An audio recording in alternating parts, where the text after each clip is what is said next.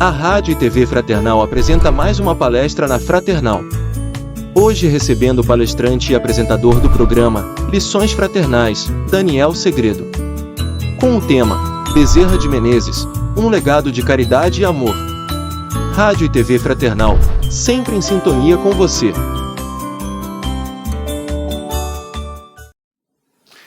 Olá, amigos e amigas da Rádio Fraternal. É uma grande satisfação estar aqui hoje para fazer uma palestra, ainda falar sobre Adolfo Bezerra de Menezes Cavalcante. Esse era o nome do Bezerra de Menezes, o nome completo dele, né, como se diz, nome de batismo.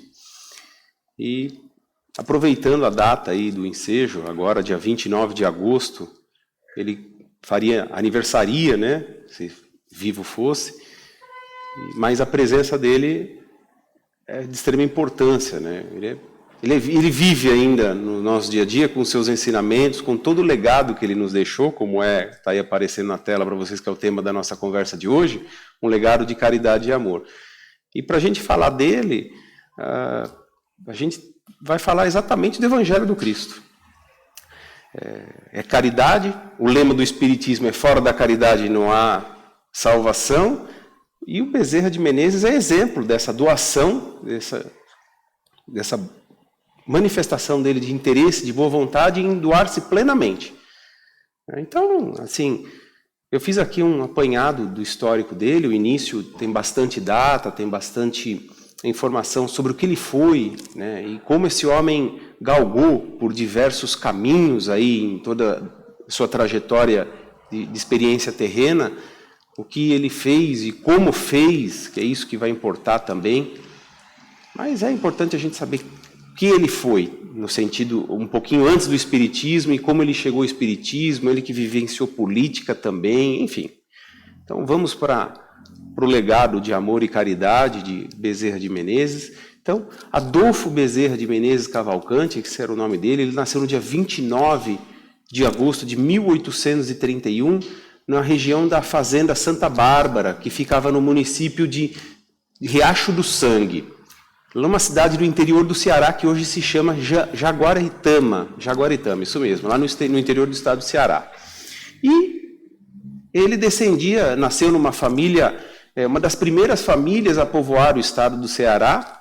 O seu pai era o Antônio Bezerra de Menezes, era um homem muito abastado, tinha várias propriedades e filho de Fabiana Cavalcante de Albuquerque. Ele foi letrado, né? Ele começou a ler e escrever em 1838, ali por volta dos 7 anos de idade, no interior do Ceará, numa escola pública, e apenas em 10 meses ele já tinha uma capacidade diferenciada.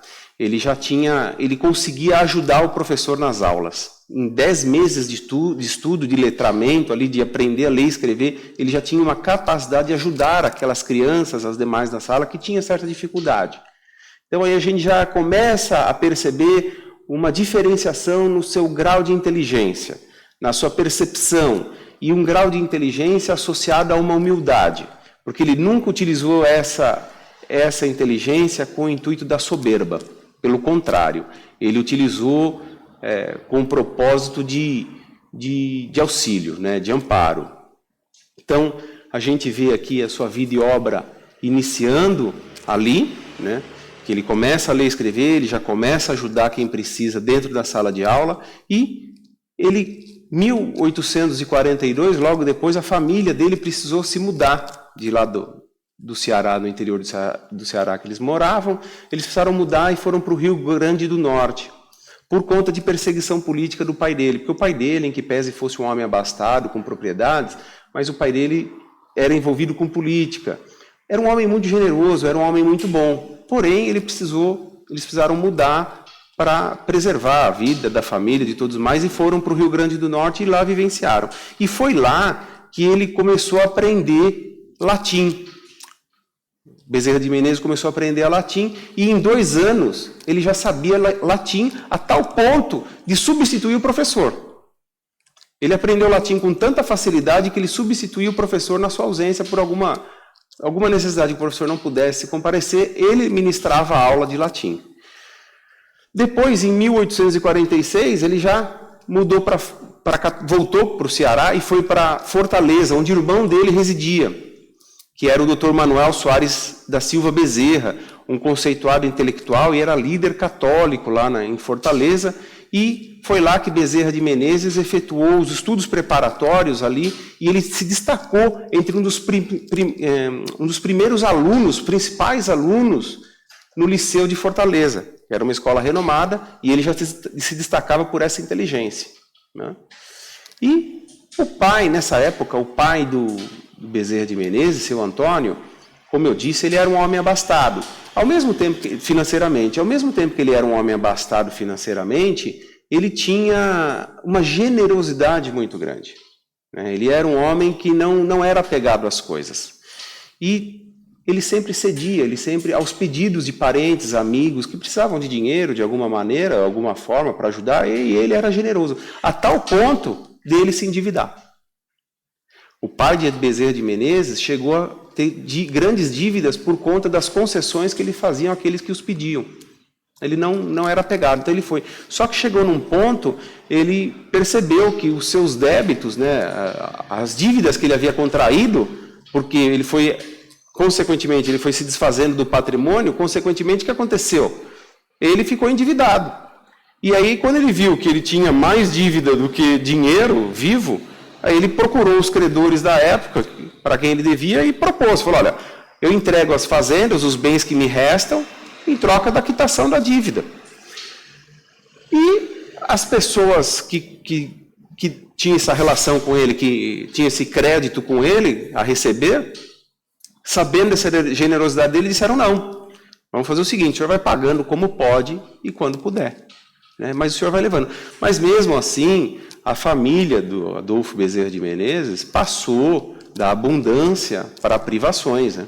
Porque isso mudou tudo. O pai dele já não tinha tanto dinheiro por conta dessas dívidas. Ainda que ele tenha ficado com algumas propriedades, ele já não detinha aquele poderio financeiro mais. Então a família mudou o esquema da família, né, financeiramente, tudo mudou. Da abundância passou para as privações. E é nessa época que o Adolfo Bezerra de Menezes consegue, junto de alguns parentes que lhe ajudaram, 400 mil réis, dinheiro da época, para vir para o Rio de Janeiro e fazer o quê? O seu sonho, realizar o seu sonho. Qual era? A medicina. Era estudar medicina. Então, ele consegue, junto dos parentes, esse valor de 400 mil réis para vir para o Rio de Janeiro e iniciar a sua carreira de médico. Em 1852, já ele ingressa como praticante interno do Hospital da Casa de Misericórdia, da Santa Casa de Misericórdia, no Rio de Janeiro.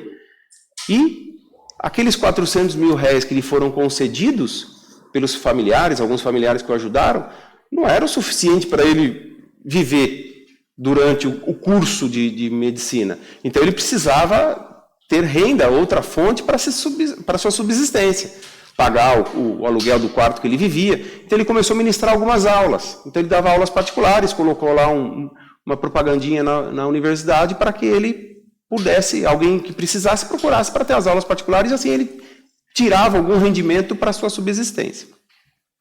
Em 1858, ele conclui o curso, ele acaba concluindo o curso da medicina. Em 1856, ele se doutora, né, em médico pela Faculdade de Medicina do Rio de Janeiro. Em 1858, ele sentou praça no Corpo de Saúde do Exército como cirurgião-tenente. Então ele ingressa no Exército com o cargo de cirurgião-tenente. Ele atuou também, a sua paixão pela medicina era tamanha, que ele também foi um redator dos Anais Brasilienses de Medicina, na Academia Imperial de Medicina, atividade que ele exerceu até 1861, ajudando ali, contribuindo com seu conhecimento médico. E o Adolfo Bezerra de Menezes, mais conhecido como Bezerra de Menezes, ele tem uma definição para médico que é surpreendente, né? E ele deixou essa definição para nós. Então, ele amava tanto a profissão, mas ele tinha um comprometimento muito grande. É aí que a gente percebe esse amor não só à profissão, mas pelo próximo. E é nesse que eu vou pedir licença para vocês para ler aqui a definição que ele deu de médico, para vocês sentirem esse comprometimento ao mesmo tempo que ele tem essa necessidade de ajudar o próximo. Então ele exercia a medicina, ele era conhecido como médico dos pobres, ele exercia a medicina não como uma profissão pura e simples para ter os seus ganhos, mas era por amor ao próximo. Porque olha o que ele deixou escrito sobre a definição de médico. O médico verdadeiro é isto: não tem direito de acabar uma refeição, nem de escolher a hora, nem de perguntar se é longe ou perto, quando um aflito lhe bate à porta. O que não acode por estar com visitas, por ter trabalhado muito e achar-se fatigado, ou por ser alto à noite, mau caminho ou tempo, ficar longe ou no morro. O que, sobretudo, pede um carro a quem não tem com que pagar a receita, ou diz a quem lhe chora à porta que procure outro. Esse não é médico, é negociante de medicina que trabalha para recolher capital e juros dos gastos da formatura. Esse é um desgraçado que manda para o outro o anjo da caridade, que lhe veio fazer uma visita e lhe trazia a única espórtula que podia saciar a sede de riqueza do seu espírito, a única que jamais se perderá nos vais e vens da vida. Olha aí a definição que ele deu de médico, ou seja, esse comprometimento para ele, e mais para frente a gente vai relatar alguns casos dele e ver ele exercendo dessa maneira que ele descreveu a medicina, o médico, a função do médico. Na sua vida particular, né, ele tinha essa sua filosofia de caridade, de amor, mas ele também tinha o seu lado amoroso, ele tinha o seu lado família, o seu lado paternal, né, a presença. Ele então se casa com Dona Maria Cândida de Lacerda em 6 de novembro de 1858. Mas, infelizmente, por conta do destino, do que já estava prescrito para Dona Maria Cândida de Lacerda, eles viveram juntos nem 5 anos, porque ela desencarnou no início de 1863 e Dr. Bezerra de Menezes teve com ela um casal de filhos. Passados ali 2 anos praticamente, em 21 de janeiro de 1865, ele vai então contrair o segundo matrimônio, que foi com a Dona Cândida Augusta de Lacerda Machado, irmã da primeira esposa, ou seja, sua cunhada. E com ela ele teve mais outros 7 filhos. E assim ele levou a vida, a Dona Cândida Augusta o acompanhou até o fim dos seus dias terrenos, mas ele foi sempre galgando a sua profissão, trabalhando como médico, exercendo, como ele descreveu ali, a função do médico na vida, e ele chegou até de ser reconhecido, tanto como médico dos pobres, caritativo, que ajudava quem mais necessitava, ele foi tomando respeito e sendo renomado, sendo reconhecido por suas atitudes, e alguns amigos fizeram o quê? O convidaram para ir à política. Né, o indicaram para que ele fosse. Ele chegou a ser vereador na Câmara Municipal do Rio de Janeiro em 1860 e sendo reeleito em 1864 até 1868. Bezerra de Menezes também chegou a ser, naquela época era um nome diferente, por conta, ainda não era república, tudo mais, mas ele chegou a ser deputado federal, como nos dias de hoje, naquela época ele chegou a ser como um deputado federal. Então olha como ele também caminhou pela esfera política, né? E mesmo assim, independente se fosse na medicina ou se fosse na política, ele sempre atuando em favor dos menos favorecidos, sempre foi defensor da liberdade, ele era abolicionista, ou seja, ele era contra a escravatura e buscou regular o trabalho doméstico. Lembrando que nessa época não havia Lei Áurea ainda, né? A Lei Áurea foi promulgada só em 1888, então ele ainda tinha que lidar com essa questão dos escravagistas, aqueles que defendiam a escravidão, e ele não, ele era abolicionista. Ele defendia a liberdade para todos. E chegou a regular o trabalho doméstico já naquela época. É um homem de muita visão, que a gente percebe uma elevação espiritual. Hoje a gente percebe nele toda essa inteligência e, associado ao espiritismo, a gente vê a graduação espiritual dele. Estudando o espiritismo, a gente consegue vislumbrar isso, né? E aí, então, a gente passa da vida dele, que aí muda da política para o espiritismo agora, né? Porque ele fez muitas contribuições em todas as áreas que ele auxiliou. Bezerra de Menezes agiu de uma forma ímpar e plenamente aproveitosa para todos. 30 anos exercendo a função parlamentar em 1885, ele então decide por encerrar as suas atividades políticas. Por quê? Ele estava decepcionado com as perseguições e com as calúnias que eram feitas contra ele. Porque Bezerra de Menezes, ele não defendia os interesses próprios. Ele ia lá, como eu acabei de falar, ele defendia os interesses alheios e dos menos favorecidos. E isso incomodava muita gente. Então, por isso que ele era criticado. Né? Por isso que ele tinha ele era mal visto, acabou sendo mal visto ali, mas não por conta da sua atuação, por conta dos outros tinham uma visão deturpada do mundo e viram nele oportunidade para criticá-lo. Ele cansou disso e decidiu, já vinha seguindo o espiritismo, mas não de uma forma, digamos, notória, pública, e aí então ele decide abandonar a carreira política para se dedicar totalmente ao espiritismo. Por quê? É aí que aguardava uma outra e grandiosa missão a Bezerra de Menezes, né? Que era o espiritismo. E foi em 1875 que ele recebeu o primeiro livro dos Espíritos, traduzido para português, de um amigo. Ele recebeu o livro dos Espíritos, e aí ele foi ler aquele livro que ele ganhou. E aí eu vou trazer aqui de novo para vocês as palavras dele mesmo, quando ele leu aquela doutrina, quando ele tomou conhecimento daquele livro, escrito por Allan Kardec, através dos Espíritos que foram respondendo as questões. Olha o que ele disse. Lia, mas não encontrava nada que fosse novo para o meu espírito. Entretanto, tudo aquilo era novo para mim. Eu já tinha lido ou ouvido tudo o que se achava no livro dos Espíritos. Preocupei-me seriamente com este fato maravilhoso e a mim mesmo dizia: parece que eu era espírita inconsciente, ou mesmo, como se diz vulgarmente, de nascença. Gente, olha aqui, a gente vê o que? Nas lições aqui que ele já passou do início de Bezerra de Menezes, a gente já vê ele falando o que? Da reencarnação. Né? Nas linhas que ele deixou escrito através do conhecimento que ele teve, da abertura do livro dos Espíritos que ele tomou conhecimento, o que era ali? Olha o que ele disse. Não encontrava nada que fosse novo para o meu espírito, entretanto, tudo aquilo era novo para mim. O que ele quer dizer aqui? O livro era novo para ele naquela fase que ele se encontrava, mas o espírito dele, absorvendo aquela informação, aquilo era óbvio para ele. Então não trazia novidade para o espírito, mas naquela situação terrena que ele se encontrava, era o primeiro contato com o livro dos Espíritos. Então veja essa sutileza dele, essa sublimação de saber, lógico, aí daqui em diante que ele vai se dedicar, né, ele se torna mais do que um adepto do espiritismo, mas um defensor e divulgador da doutrina espírita.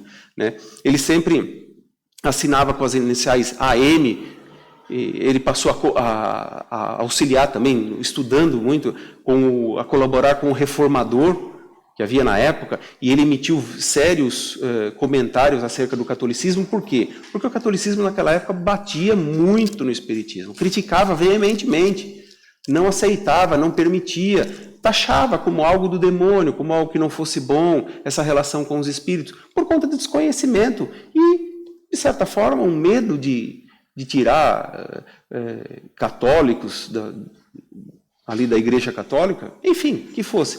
Mas ele escrevia no Reformador várias críticas sobre o catolicismo por desconhecimento e ficar criticando a doutrina espírita. E ele, como um conhecedor, um espírito elevado, sabia como fazer isso com grande maestria. Mas em agosto de 1886, quando ele tinha 55 anos de idade, e perante mais de 1.500 pessoas, lá no salão de conferência da Guarda Velha, no Rio de Janeiro, aí sim ele torna claro, público, notório, a sua vivência, a sua dedicação à doutrina espírita, né? Porque aí ele deixou claro que ele ia abraçar o espiritismo, ia ser o divulgador, ele ia trabalhar na esfera espírita, ele ia não só divulgar, mas exercer o espiritismo, né? E aí sim ele foi o grande catalisador do espiritismo no Brasil. Mas é aí também que ele começa a ter problema. Por quê? A família, lembra da família? Aquele irmão que ele vivenciou um tempo lá em Fortaleza, em 1846, aquele irmão era líder católico. Então a família, os outros irmãos dele, não aceitaram essa mudança dele e o rejeitaram. Né? Diziam que ele havia renegado o catolicismo e pregavam exatamente contra ele o que a Igreja Católica dizia na época, dizendo que ele abraçava ideias falsas e demoníacas. Mas Bezerra de Menezes, na sua sublimação espiritual, o que ele fez? Serenamente, ele expôs as suas justificativas para seguir o espiritismo e que sim, ele se sensibilizava, fazia sentido para ele o espiritismo. Então ele só estava aderindo, mas ele continuaria sendo o mesmo Adolfo Bezerra de Menezes Cavalcante. Ele não ia mudar por conta daquilo, mas a família não aceitou, né? A família era católica, muito católica, e não aceitava, acharam um absurdo essa mudança de religião dele e não concordavam com isso. Mas ele continuou, e nessa caminhada dele de grande estudo, de grande divulgação da doutrina espírita, ele se tornou, em 1889, ele foi convidado para presidir a Federação Espírita Brasileira. Olha onde ele chegou. Então veja, aquele menino que saiu lá do interior do Ceará, que aprendeu a escrever e, consequentemente, já ajudava quem tinha dificuldade na leitura e na escrita. Consequentemente, aprendeu latim e já ajudava quando o professor não podia dar aula, ele quem ministrava as aulas de latim. Estudou medicina com grande dificuldade porque os recursos eram parcos. Conseguiu se formar, chegou a escrever nos anais de medicina brasileira. Olha, e agora, presidente da Federação Espírita Brasileira. E não só uma vez, porque ele foi reeleito em 1889, ele foi a primeira vez, depois de 1895 até 1900, no ano do seu desencarne. Mas o estudo sistemático, ele que implantou o estudo sistemático e semanal do Livro dos Espíritos. Essa questão de estudar o Espiritismo é a essência do Espiritismo, mas ele incentivava ainda mais isso. Ele levava isso mais adiante ainda, né? Então aí a gente vê essa importância que ele nos traz, da sua nobreza, não só de espírito, mas como ser humano, não só de querer ajudar os outros, mas de divulgar uma doutrina para que todos conhecessem e todos se aprimorassem. Esse era o legado dele. E aí, a gente passa aqui para falar um pouquinho do desencarne dele, que foi no dia 11 de abril de 1900, às 11h30 da manhã, tendo ao seu lado a sua companheira, a sua segunda companheira de tantos anos, a dona Cândida Augusta, na qual ele morreu aos braços dela. Por todo esse esforço, por todo esse trabalho que ele desempenhou, ele morreu pobre. Embora a sua clientela fosse vasta, embora o seu consultório vivesse cheio, ele atendia uma clientela de pacientes que nenhum médico queria. Essa era a realidade dele. Ele atendia aquelas pessoas que eram pobres. Ele atendia aquelas que não tinham sequer o dinheiro para o remédio que ele receitava, quanto mais para a consulta. E ele sempre doando, ele sempre pagou remédio. Ele tinha dívida na farmácia de manipulação, que era próximo do consultório dele, se não me engano era embaixo do consultório dele. Ele já tinha uma dívida grande com a farmácia de tanto remédio que ele ia pagando para quem não tinha como pagar o remédio. Ele comprava, ele pagava o remédio para que a pessoa obtivesse ali a sua cura. E com o seu desencarne, Quintino Bocaiúva, que era amigo de Bezerra de Menezes, constituiu uma comissão de outras pessoas para ajudar na manutenção da família, porque realmente eles ficaram numa situação muito precária, mas ele sempre fez isso em prol dos outros, em prol da generosidade, da caridade, que era o que ele sempre pregou, né? E ele foi tão conhecido no Brasil e no mundo que, quando do seu desencarne, Leon Denis, né, um dos maiores discípulos de Kardec, um dos maiores seguidores de Kardec, disse o seguinte quando ele desencarnou: quando tais homens deixam de existir, enluta-se não somente o Brasil, mas os espíritos de todo o mundo.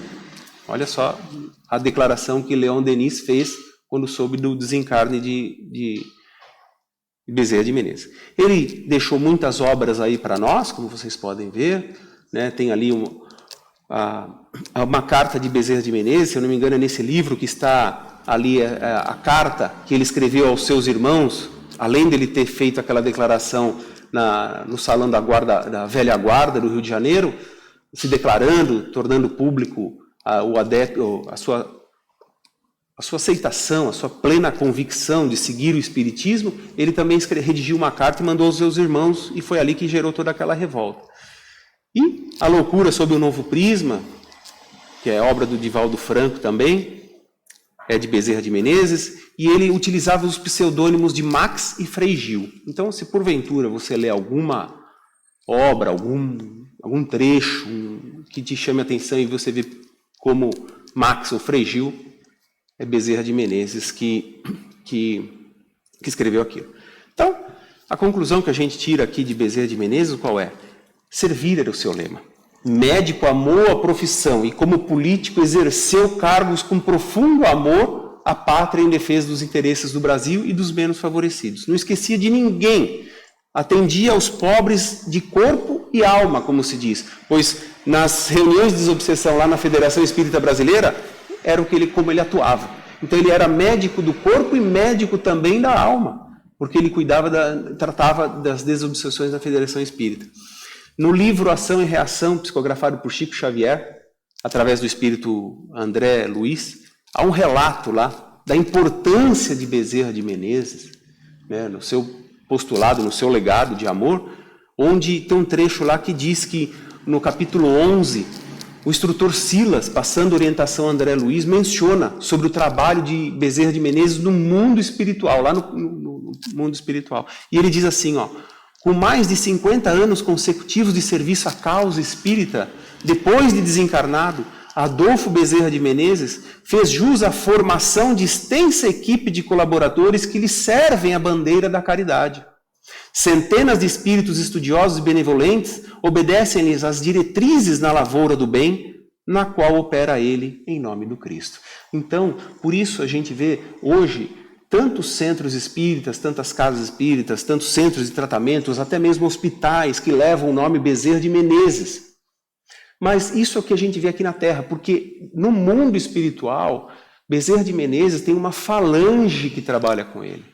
Então são aqueles, como ele disse aqui, o instrutor Silas disse a André Luiz, fez jus à formação de uma extensa equipe de colaboradores que lhe serve a bandeira de caridade, ou seja, são espíritos com esse mesmo propósito de caridade, de ajudar os necessitados na saúde do corpo, mas principalmente da alma, que eles atendem. E estão todos sob a égide do Dr. Bezerra de Menezes, lá na espiritualidade junto dele. Olha só que lição, que legado que nos deixa. Mas é claro que esses são fatos históricos da vida, do profissional, do político e do espírita que foi. Eu não podia deixar de contar aqui as histórias de Bezerra de Menezes. Para nós que somos espíritas, nós entendemos a importância dos fenômenos espíritas, mas isso serve para corroborar, ou seja, para reforçar até nós mesmos espíritas, que por vezes podemos trabalhar naquela fé vacilante que o Evangelho fala, quando devemos, na verdade, procurar a fé robusta. E aqui o exemplo de Bezerra de Menezes vem fortalecer isso para nós. Então eu não poderia deixar aqui de falar dessa importância dele na sua essência como espírita. E aí, as histórias de Bezerra de Menezes. São várias, eu trouxe algumas só para trazer, mas são histórias muito impactantes. São histórias que, assim, nos deixam perplexos. Mas tudo existe um propósito, nada é por acaso. Como ensina o Espiritismo, como aprendeu Adolfo Bezerra de Menezes, como ele nos ensina mais ainda através dessas lições. Vejam só. Muitas dessas histórias, para quem tiver curiosidade, existe um filme chamado Diário de um Espírita, Bezerra de Menezes. É o livro da biografia. Muito do que eu falei aqui tirei de lá, tem muito material sobre a vida dele também no site da Federação Espírita Brasileira, onde eu montei a palestra. E no filme, com o ator Carlos Vereza, que é o protagonista, que atua como Bezerra de Menezes, é emocionante o filme. Para quem tiver a oportunidade de ver, está nas plataformas de streaming, você acha facilmente Diário de um Espírita, Bezerra de Menezes. E que uma das histórias, dentre várias, eu separei algumas aqui. Quando o Bezerra de Menezes veio estudar no Rio de Janeiro, que eu falei que ele trouxe os 400 mil réis que foi cedido por alguns parentes, ele tinha que, de alguma maneira, administrar a sua vivência aqui.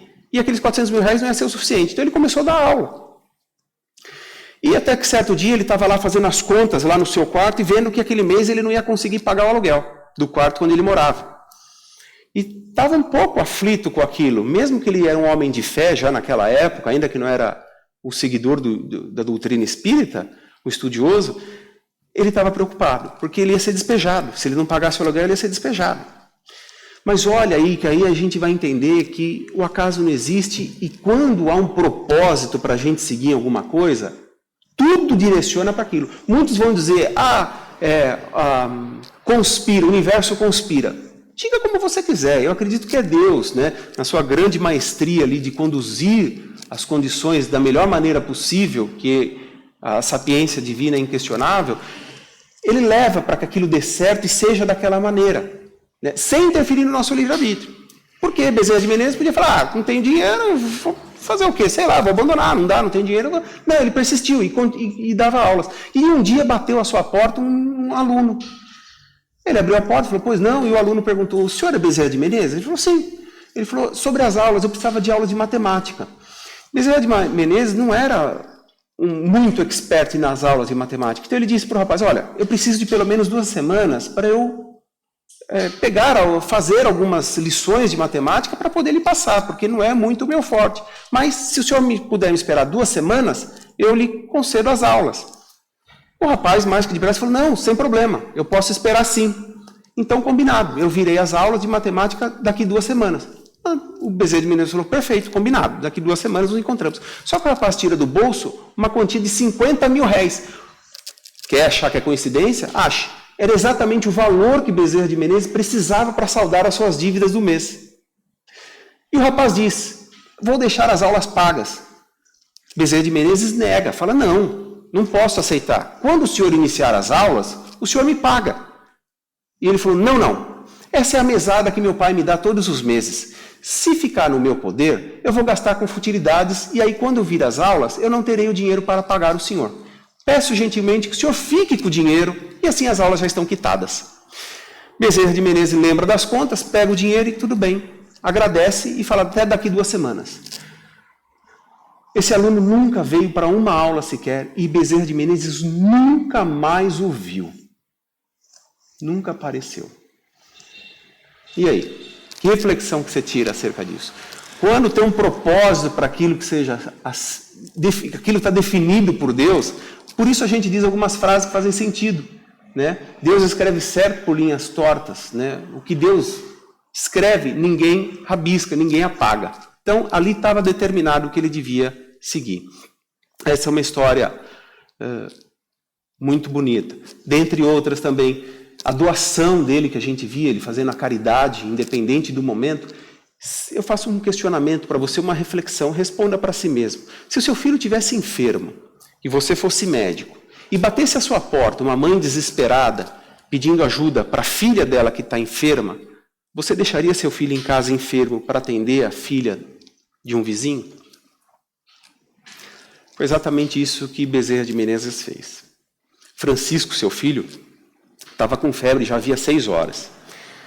E ele pergunta à dona Cândida sobre quanto tempo que o Francisco estava com febre e ela responde, há 6 horas ele vem com febre. Acamado, Bezerra de Menezes sentado ao lado da cama, e ele fala para a dona Cândida, vou preparar um banho para ele e a febre vai ceder. Nesse momento, batem a porta. Então, o doutor Bezerra diz para a dona Cândida, prepare o banho que eu vou atender a porta.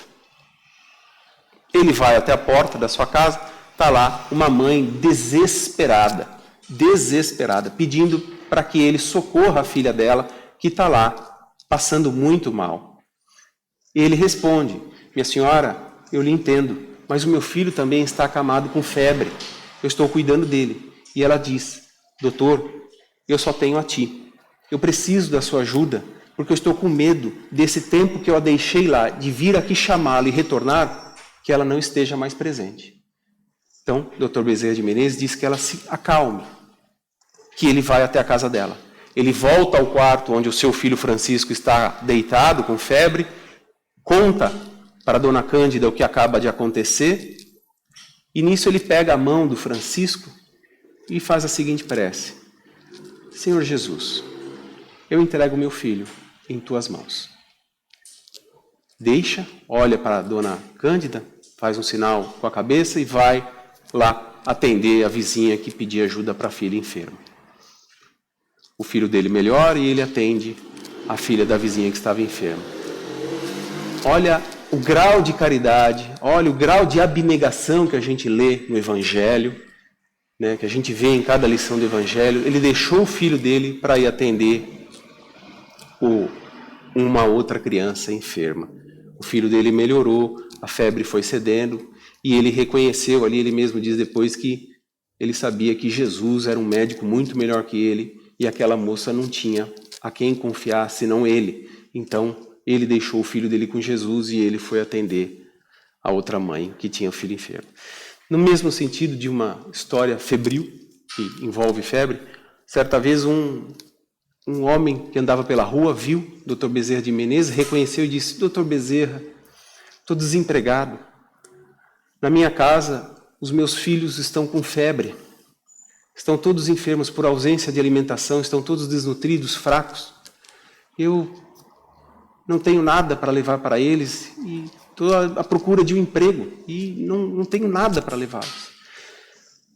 Dr. Bezerra de Menezes, como sempre, vivia sem dinheiro também, falou: me perdoa, eu não tenho dinheiro aqui também para lhe dar alguma coisa.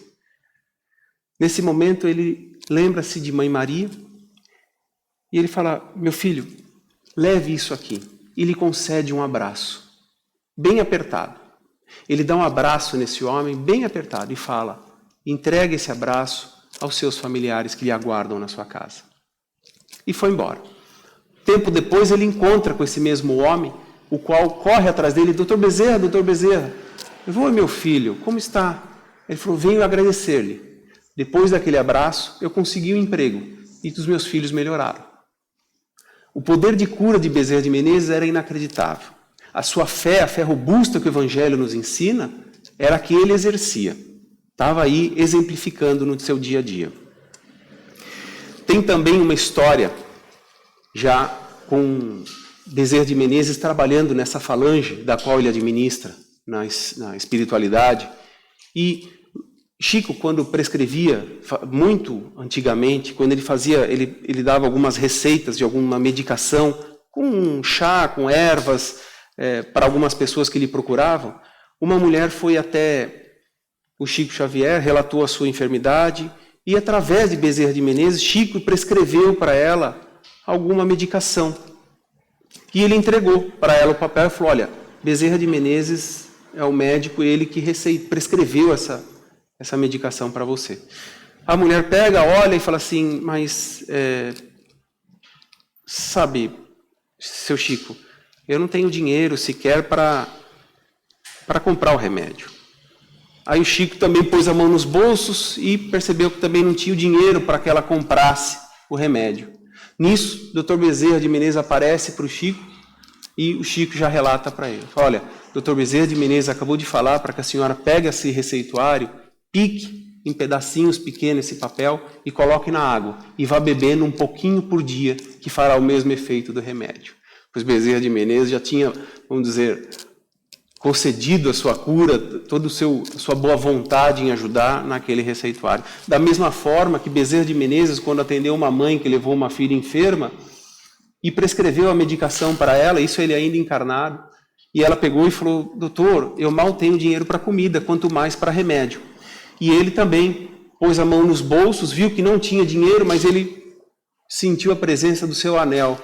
Ele retira e fala: toma, minha filha, isso aqui você vai conseguir comprar o remédio. E ela fala: mas doutor Bezerra, eu não posso pegar o seu anel de formatura de medicina para comprar o remédio para minha filha. E ele diz: esse anel vai ter muito mais valor no remédio da sua filha do que ficar parado no meu dedo. Esse era o exemplo de caridade de Bezerra de Menezes.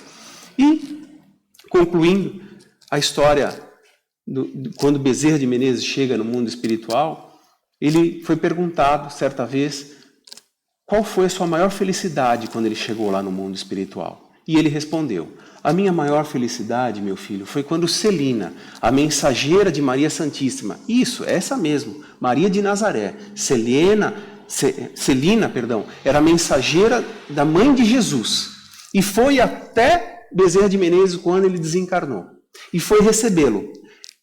E ele contando que ela se aproximou do leito em que ele ainda estava dormindo e tocando nele disse suavemente: Bezerra, acorde, Bezerra. Ele abriu os olhos e a viu bela e radiosa. Minha filha, é você, Celina? E ela responde, sim, sou eu, meu amigo. A mãe de Jesus pediu-me para que lhe dissesse que você já se encontra na vida espiritual, havendo atravessado a porta da imortalidade. Agora, Bezerra, desperte feliz. E ele relata, chegaram os meus familiares, os companheiros queridos das tarefas espíritas que vinham me saudar, mas eu ouvia um murmúrio que me parecia vir de fora. Então, Celina me disse, venha ver, Bezerra. Ajudando a erguer-me do leito, amparou-me até a escada e eu vi uma multidão que acenava com ternura e lágrima nos olhos. Bezerra de Menezes olhou para Celina e, sem entender, perguntou, quem são? Eu não conheço ninguém. Quem são essas pessoas que choram e murmuram tanto? E aí ela respondeu, são aqueles a quem você consolou, sem nunca perguntar-lhes o nome. São aqueles espíritos atormentados que chegaram às sessões mediúnicas e sua palavra caiu sobre eles como um bálsamo numa ferida em chaga viva. São os esquecidos da terra, os destroçados do mundo a quem você estimulou e guiou. São eles que o vêm saudar no pórtico da eternidade. E Dr. Bezerra concluiu nesse momento. A felicidade sem lindes existe, minha filha, como decorrência do bem que fazemos, das lágrimas que semeamos no caminho para tapetar a senda que um dia percorreremos. Olha que história linda de Bezerra de Menezes a ser. Eu sei que nós não podemos tratar com idolatria, lógico, não temos Bezerra de idolatria, mas sim como referência que qualquer um de nós é capaz de fazer melhor. Né?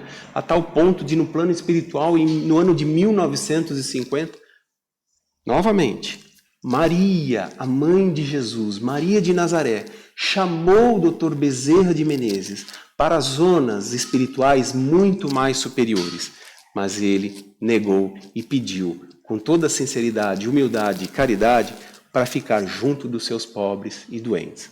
Esse é Dr. Adolfo Bezerra de Menezes Cavalcante, um médico dos pobres, um legado de carinho, de amor durante uma vida e a eternidade, porque até hoje ele nos ensina. Esse é o Dr. Bezerra de Menezes. Então, diante de uma situação de saúde, conturbada, um ente querido adoecido, até mesmo você, peça a Dr. Bezerra de Menezes a sua ajuda, a você que é médico, peça a sua instrução, a sua orientação através dos ensinos, do amor, da caridade de Dr. Bezerra de Menezes, que com certeza essa grande falange que ele dirige, nós seremos auxiliados e sempre somos, como tantos exemplos que ele nos deixou e nos ensina até hoje. Essa era a lição de Bezerra de Menezes, um exemplo de caridade, um exemplo do Evangelho vivo no dia a dia e que nos felicita muito de conhecer a sua história. Eu agradeço a oportunidade de conversar isso com vocês, aprendi muito mais ainda com Dr. Bezerra de Menezes, espero que você também tenha aprendido. Muito obrigado, que Deus nos abençoe, que Jesus nos ilumine e que Mãe Maria nos proteja sempre. Que assim seja.